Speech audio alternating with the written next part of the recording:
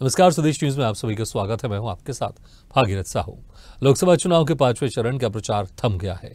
इस चरण में 49 सीटों पर 20 मई को मतदान होना है। 5वें चरण के चुनाव में सबसे अधिक सीटें उत्तर प्रदेश में हैं। इस सूबे की 14 लोकसभा सीटों पर वोटिंग होगी, जिन पर कुल 144 उम्मीदवार ताल ठोक रहे हैं। 5वें चरण में जिन राज्यों में चुनाव है उनमें उत्तर प्रदेश की 14, महाराष्ट्र की 13, बिहार की 5, झारखंड की 3, ओडिशा की 5, पश्चिम बंगाल की 7, जम्मू कश्मीर की 1, लद्दाख की 1 सीट पर वोटिंग कराई जाएगी। इस चरण में बड़े चेहरों की बात करें तो 5वें चरण में लखनऊ में रक्षा मंत्री राजनाथ सिंह, अमेठी से स्मृति ईरानी, रायबरेली से राहुल गांधी, मुंबई उत्तर मध्य से उज्जवल निकम, मुंबई उत्तर से पीयूष गोयल, बिहार में सारण सीट से राजीव प्रताप रूडी और रोहिणी आचार्य के भाग्य का फैसला होगा। इसके अलावा पूर्व मुख्यमंत्री उमर अब्दुल्ला समेत कई हाई प्रोफाइल चेहरे भी शामिल हैं। बिहार की हाजीपुर सीट पर भी 20 को वोटिंग होगी, जहां से चिराग पासवान उम्मीदवार हैं। 5वें चरण की वोटिंग के दौरान लोगों की नजरें खास तौर पर महाराष्ट्र और उत्तर प्रदेश पर टिकी हुई हैं। महाराष्ट्र की 13 सीटों पर वोटिंग से राजनीतिक दलों का भविष्य तय होगा। इन प्रदेशों से 695 उम्मीदवार चुनाव मैदान में हैं।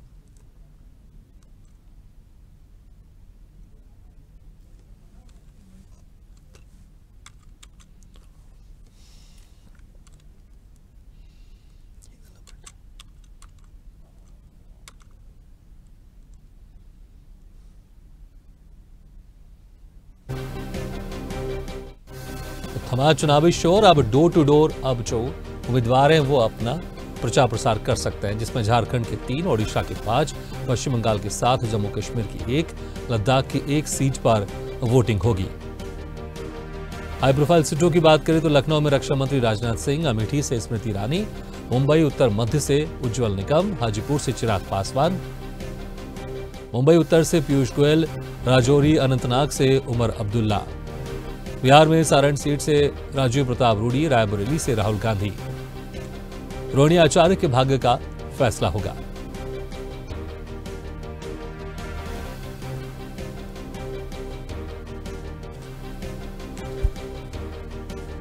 तो 5वें चरण के लिए 20 मई को वोट डाले जाएंगे, जिसके लिए अब प्रचार प्रसार थम गया है।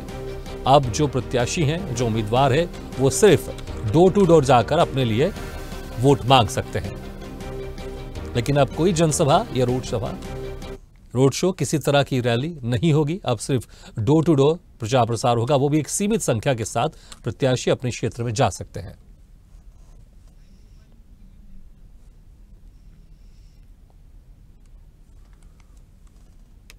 चलिए एक बार आपको फिर से हाई प्रोफाइल सीटों के बारे में बता दें। उत्तर प्रदेश में राजनाथ सिंह लखनऊ से, उत्तर मध्य मुंबई की अगर बात करें उज्जवल निकम, पीयूष गोयल मुंबई में, रोहिणी आचार्य सारण सीट से बिहार, चिराग पासवान हाजीपुर से बिहार, करण भूषण सिंह केसरगंज उत्तर प्रदेश, प्रदीप जैन झांसी उत्तर प्रदेश, कौशल किशोर मोहनलालगंज उत्तर प्रदेश, श्रीकांत एकनाथ शिंदे कल्याण महाराष्ट्र, लॉकेट चटर्जी हुगली पश्चिम बंगाल, शांतनु ठाकुर बनगांव पश्चिम बंगाल।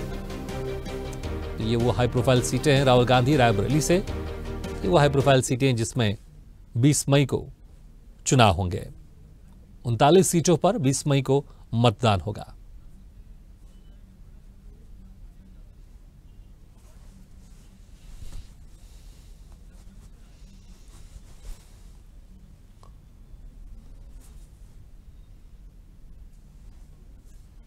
तो 20 मई को 49 सीटों पर मतदान होगा, जिसके लिए प्रचार प्रसार थम गया है।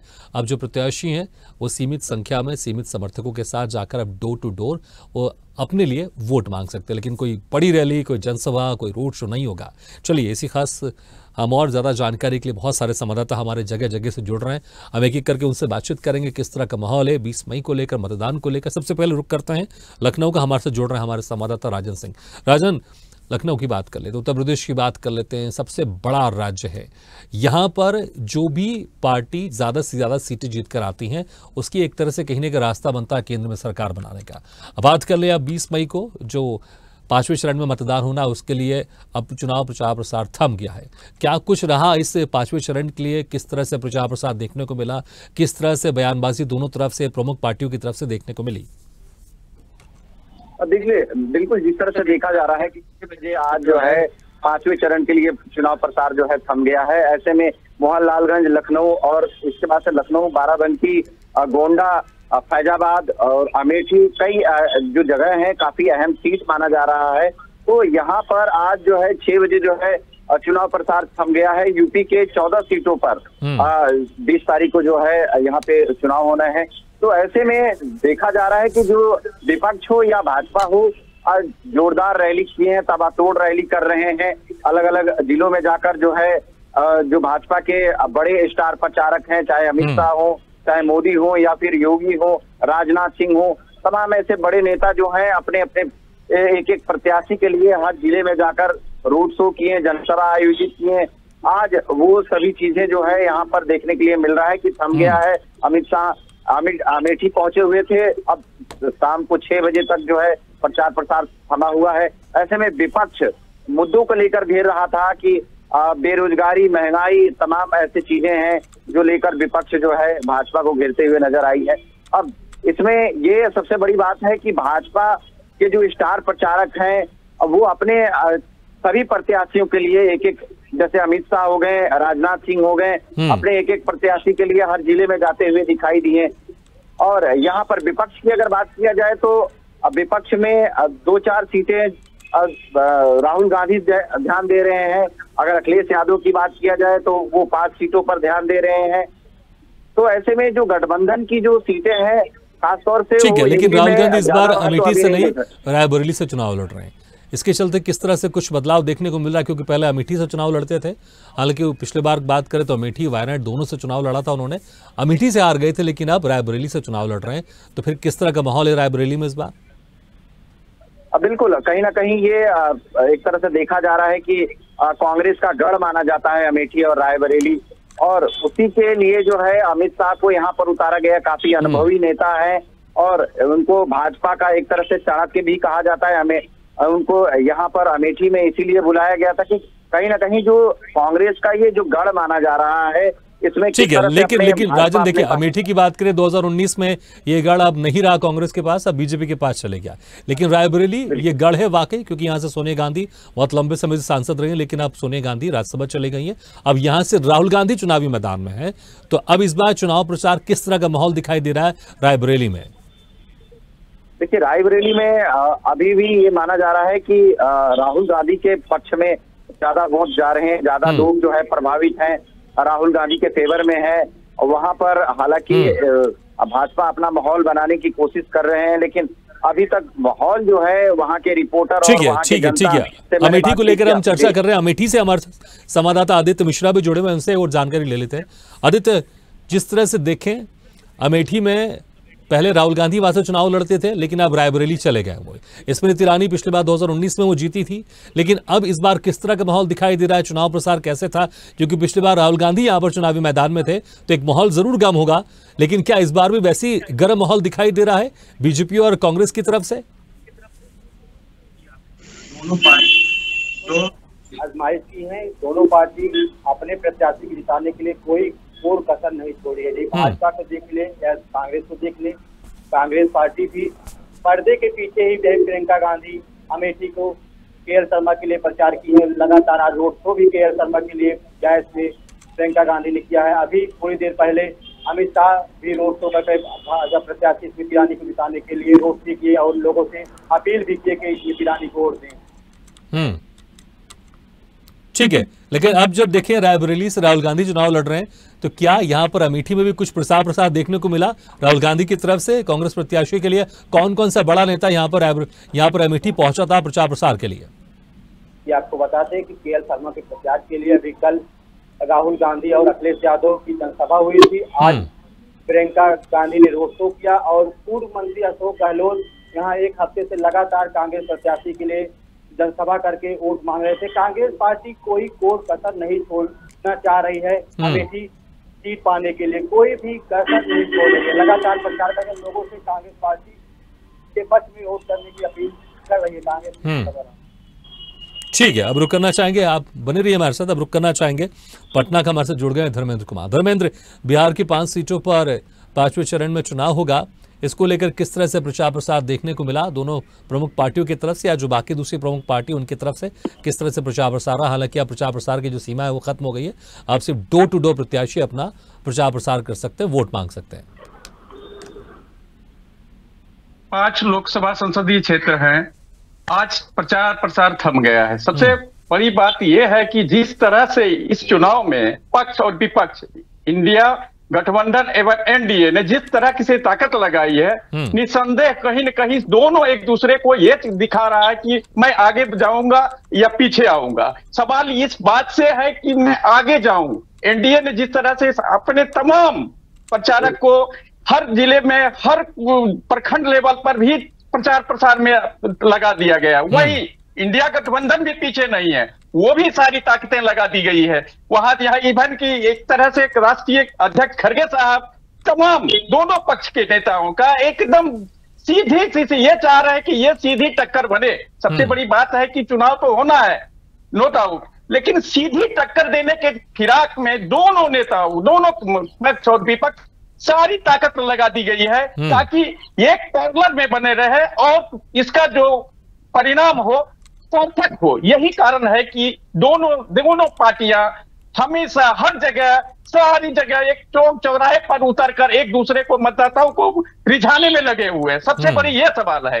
रह गई बात, आज परसों चुनाव है, नो डाउट चुनाव तो होना है, लेकिन जिस तरह से अचानक बिहार में गर्मी करवटें बदल रही है, ये थोड़ा सा दिक्कत हो सकती है, क्योंकि अचानक 42 डिग्री बिहार की तापमान अचानक बढ़ गई है, तो कहीं न कहीं ये थोड़ा सा नेगेटिव पॉइंट दिख रहा है।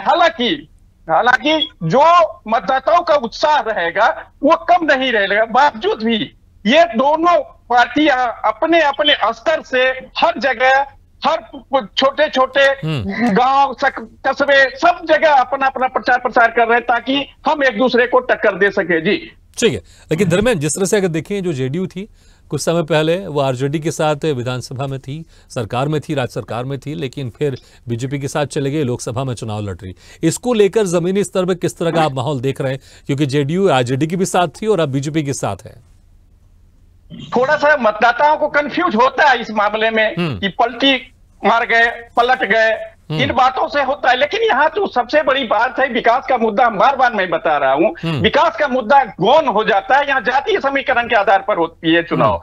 जिस तरह से आप आप हर चुनाव को देखिए, आगे हो या पीछे होने वाली चुनाव हो, जो भी चुनाव होता है वो सारी जातीय समीकरण के आधार पर प्रत्याशी होते हैं और मतदाता खुद वहां अपने जातीय समीकरण के आधार पर मतदान करते हैं। ये सबसे बड़ी दिक्कत है यहाँ के लिए, क्योंकि अगर विकास का मुद्दा बनता तो निश्चित रूप से एक अलग रिजल्ट आती।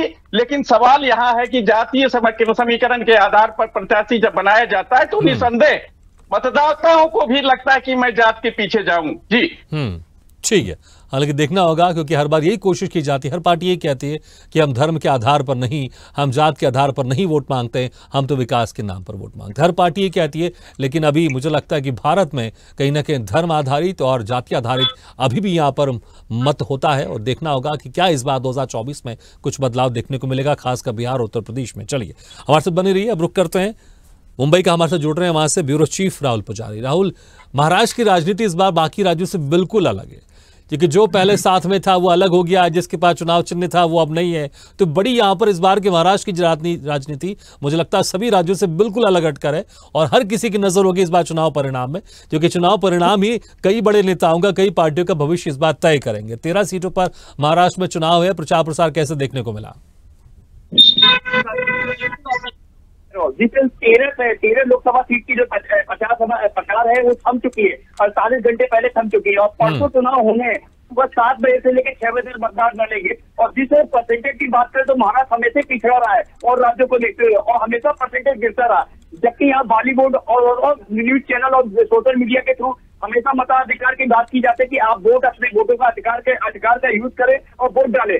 और दूसरी बात जो जिस तरह से आप बोल रहे हैं कि जिस तरह से और राज्यों से लेके महाराष्ट्र अलग तरह की राजनीति हो गई है, होना भी राजस्थान जिस तरह से बीजेपी ने शिवसेना को तोड़ी, एनसीपी की तोड़ी, शिवसेना के 2 भाग हो गए, शिवसेना के एकनाथ शिंदे का एक दल अलग हो गया, उद्धव ठाकरे का एक दल अलग हो गया, वहीं एनसीपी के अजित पवार अलग हो गए, वहीं शरद पवार अलग हो गए। तो कहीं ना कहीं पूरी तरह से जिस तरह से हम ग्राउंड जीरो पे खबर करते हुए पहले भी जिक्र कर रहे थे कि खिचड़ी पक चुकी है, पूरी खिचड़ी पक चुकी है और वोटर पूरी तरह से कंफ्यूज है। अगर हम बात करते हैं कि शिवसेना को आप वोट देंगे तो कहते हैं कि हम तीर कमान को वोट देंगे, तो उद्धव ठाकरे को वोट देंगे। उद्धव ठाकरे का जो चुनाव चिन्ह है वो मसाल है। तो इस तरह से कई जगह हम जब जाके बात किया करते थे तो वोटर पूरी तरह से कंफ्यूज है और पूरी तरह से बीजेपी एड़ी चोटी का जोर लगा दिया है कि उसने सीधी सीधी बात कर रही है कि सिंबल की बात करो, कैंडिडेट की बात मत करो, चाहे डीडीआईटी कैंडिडेट क्यों ना हो। आप उत्तर मध्य की बात करें तो उज्जवल निगम लड़ रहे हैं, वही उज्जवल निगम जो प्रताप को कहना फांसी की सजा। बिल्कुल। और दूसरी बात है केंद्रीय मंत्री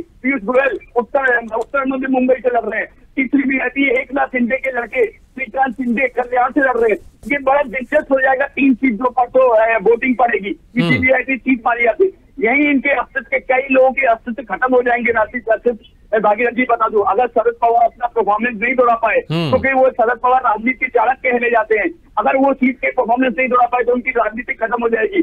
वहीं अजित पवार अपनी परफॉर्मेंस नहीं दे पाए तो उनका कट कहीं घट जाएगा विधानसभा में। यही उद्धव ठाकरे अगर अपनी परफॉर्मेंस नहीं दौड़ा तो बादल साहब ठाकरे की जो अस्तित्व है पचा खचा वो खत्म हो जाएगा।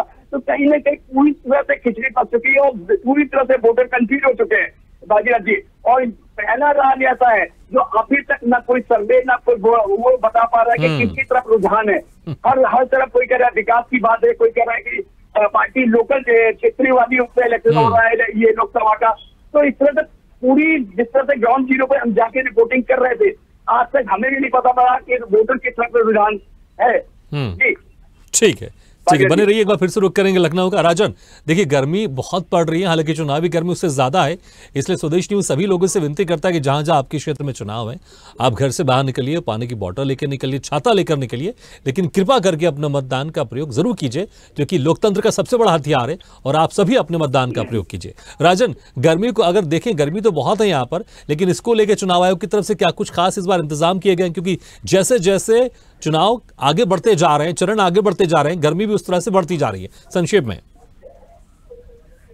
गर्मी की वजह से ही ये माना जा रहा था कि पहला दूसरा तीसरा चौथा जो चरण है कहीं ना कहीं जो वोट परसेंटेज जो कमी देखने के लिए मिल रहा है। लेकिन इस बार जो है मुख्य निर्वाचन अधिकारी की तरफ से बहुत सारे व्यवस्था किया गया है और जहाँ पे चुनाव होगा चुनाव स्थल पे जो है कैंप लगाया जाएगा, मेडिसिन की और पानी की तमाम ऐसी चीजें रखे जाएंगी कि जो आम लोग अगर पहुंचते हैं तो किसी तरह की उनको दिक्कत का सामना ना करना पड़े और वो आसानी से वोटिंग कर पाए। यहाँ तक कि जो लोग ऐसे इनवैलिड है, वोटिंग दे नहीं पाएंगे, उनके घर तक जाने की भी व्यवस्था रखा गया है कि वो अपाहिज है किसी अंग के वजह से, तो उनके लिए भी व्यवस्था किया गया है। और गर्मी के बचने के लिए तमाम उपाय किए गए हैं। डॉक्टर, मेडिसिन और एक छोटा सा कैंप लगा रहेगा जहाँ पे अगर लोग पहुंचते हैं किसी प्रकार का उनको दिक्कत होता है तो उसके लिए तत्परता से वहाँ पे उनकी जो है मदद की जा सके। ऐसे में यहाँ पर चुनाव आयोग की तरफ से और यहाँ पे जागरूकता अभियान चलाया गया और ये इसका असर इस बार शायद देखने के लिए भी मिलेगा। और जिस तरह से जागरूकता अभियान लखनऊ से लेके और पूरे उत्तर प्रदेश में देखने के लिए मिल रहा है, तो ऐसे में ये माना जा रहा है कि कहीं ना कहीं ये इस बार का जो चुनाव होगा वो सफल होगा। बिल्कुल, और उम्मीद भी करेंगे कि इस बार पिछले साल के मुकाबले, जब पिछले बार 2019 में जब लोकसभा चुनाव रहा है, उससे ज्यादा इस बार 5वें चरण में यहाँ पर मत प्रतिशत निकलकर सामने रहा है, यही हम सब उम्मीद करेंगे। ठीक है, फिर से रुक करेंगे अमेठी का। आदित्य, देखिए अमेठी पिछली बार देखें यहाँ पर बहुत ही गर्म माहौल था, क्योंकि एक तरफ राहुल गांधी थे, दूसरी तरफ यहाँ पर स्मृति ईरानी थी। अभी अगर आप प्रचार प्रसार देखें तो क्या बीजेपी इसमें आगे निकलती हुई दिखाई दे रही है, एक तरफा हो रहा है, या फिर दोनों तरफ से कांटे का मुकाबला इस बार दिखाई दे रहा है? पार्टियां अपने प्रत्याशियों को जिताने के लिए कोई कोर कसर नहीं छोड़ी।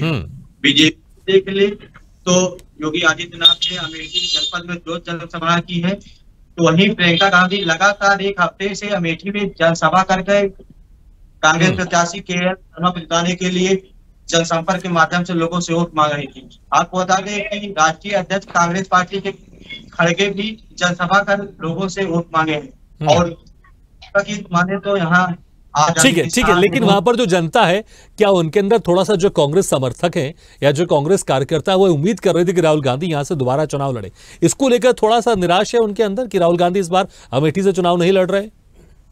हाँ, कांग्रेस पार्टी के कुछ कार्यकर्ता निराश है, लेकिन उनके निराश थे उनको राहुल गांधी ने कल जनसभा के माध्यम से जोश भरने का काम किया है। कल राहुल गांधी की जनसभा के बाद एक बार फिर पुराने कांग्रेसियों में ऊर्जा आई है और लगातार लोगों से मिलकर कांग्रेस प्रत्याशी को जिताने की अपील कर रहे हैं। ठीक है, चलिए देखिए कि ये जो जोश भरने का काम कितना सफल रहा और 4 जून का जब इसका रिजल्ट आएगा तब समझ में आ जाएगा। ठीक है, बने रहिए, फिर से रुक करेंगे पटना का। धर्मेंद्र, देखिए अगर बिहार की बात कर लें, वहां पर गर्मी का रुख किस तरह से दिखाई दे रहा है? वहां पर सियासत की गर्मी तो हमेशा ज्यादा ही रहती है, चाहे ठंडी हो चाहे बरसात हो, लेकिन इस बार चुनावी गर्मी है और गर्मी का सीजन है, तो कैसे इसको लेकर चुनाव आयोग ने क्या कुछ खास इंतजाम किए गए? संक्षेप में, समय कम है। जी बिल्कुल, सभी क्षेत्र में निर्वाचन अधिकारी को स्पष्ट चुनाव आयोग ने निर्देश दिया है कि जिस तरह से बिहार में गर्मी बढ़ रही, अचानक बढ़ गई थी, क्योंकि चौथी फेज में गर्मी का कम थी तो परसेंटेज पोल बहुत ज्यादा ठीक ठाक रहा, लेकिन अचानक फिर जो है तापमान जिस तरह से करवट बदल दी, तो सीधे रूप से निर्वाचन आयोग ने निर्वाचन पदाधिकारी को स्पष्ट निर्देश दिए हैं कि जहां अगर वैसी परिस्थिति है टेंट लगवाया जाए, पेयजल की व्यवस्था उपलब्ध करवाई जाए, ताकि किसी प्रकार की मतदाताओं को परेशानी न हो सके और वह मतदाता। ठीक है, और मुझे लगता है कि मतदाताओं को घर से बाहर निकलना चाहिए। चुनाव आयोग की तरफ से पूरी कोशिश की जा रही ताकि जो गर्मी का एहसास कम हो। ठीक है, एक बार फिर से रुक मुंबई का। राहुल, क्या कुछ चुनाव आयोग की तरफ से इंतजाम संक्षेप में? जी भाग्य जी बताओ, चुनाव आयोग ने पूरा इंतजाम कर रखा है। यहाँ पे अगर पूरी सुविधा देखा जाए तो अभी 20 तारीख की तैयारी 4 दिन पहले शुरू हो चुकी थी। टेंट लगाना शुरू हो गए, पानी की व्यवस्था कर दी गई है, किसी तरह भी मतदाताओं को कोई दिक्कत ना हो। विकलांग आएंगे तो व्हील चेयर का इंतजाम कर दिया गया है। हर तरह बूथों पर पूरा सुरक्षा व्यवस्था के इंतजाम की गई है। तो पूरी तरह, अगर मुंबई तो पहले भी जगह से उनका पूरा व्यवस्था रहती थी और ये मतदान पड़ रहा है तो उसको देखते हुए और ज्यादा अलग पे आ चुकी है और एक भी मतदाताओं को अभी तक कहीं से भी नहीं चौथे चरण के चुनाव तक। ठीक है, मुझे लगता है कि चुनाव आयोग की तरफ से पूरी कोशिश की जा रही है कि बेहतर से बेहतर व्यवस्था हो, लेकिन हम सबकी भी जिम्मेदारी होती है एज ए नागरिक कि हम उस वक्त समय से हम बाहर निकले, जाकर अपना मत का प्रयोग करें। गर्मी है लेकिन फिर भी अपने साथ एक पानी की बोतल लेकर निकले, छाता लेकर निकले, लेकिन अपने मत का प्रयोग जरूर करें। बहुत बहुत शुक्रिया आप सभी हमारे संवाददाताओं का, राजन, आदित्य, धर्मेंद्र और राहुल, बहुत बहुत शुक्रिया। इसी के साथ इस बुलेटिन में फिलहाल इतना, लेकिन खबरों का सिलसिला लगातार जारी। आप देखते रहिए स्वदेश न्यूज, सबसे पहले देश।